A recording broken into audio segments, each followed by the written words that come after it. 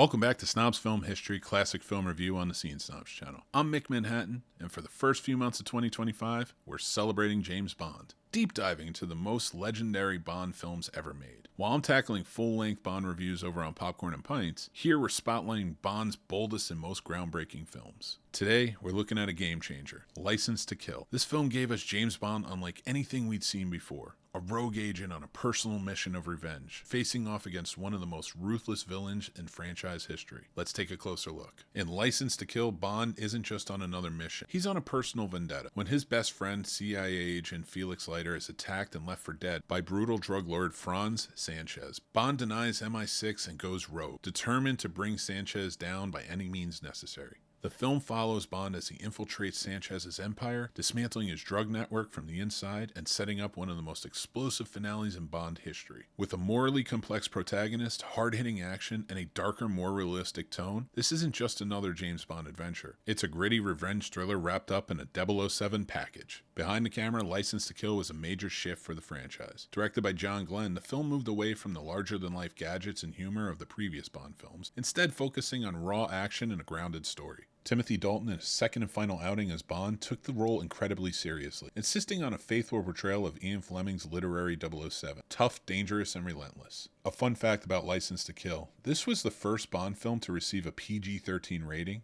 thanks to the violent action and intense themes. It was also the last Bond film of the 1980s, marking the end of an era before the franchise's 6-year hiatus. When License to Kill hit theaters, it was a divisive film. Some fans loved the darker, grittier approach, calling it one of the best Bond films ever made. Others, used to the lighter Roger Moore era, found its brutality and realism jarring. Critically, the film received mixed reviews at the time, but over the years, it gained massive appreciation for its bold storytelling and Dalton's intense performance. At the box office, it performed well internationally, but struggled in the US, competing against summer blockbusters like Batman and Indiana Jones and The Last Crusade. Over time, License to Kill has been reevaluated as one of the most important Bond films. Its darker, more personal take on the character laid the groundwork for Daniel Craig's Bond era, particularly films like Casino Royale and Skyfall. Dalton's realistic and intense portrayal of Bond is now widely respected, with many fans considering him ahead of his time. The film's hard-hitting action and emotional depth continues to influence spy thrillers today. As we wrap up our review of License to Kill, one thing is clear: this film is a bold and daring step for Bond, giving us one of the most intense personal stories in the franchise. Want more Bond content? Don't forget to like, comment, and subscribe to the Scene Snobs channel. Plus join our Patreon for exclusive perks, giveaways, and behind-the-scenes content. See you next time.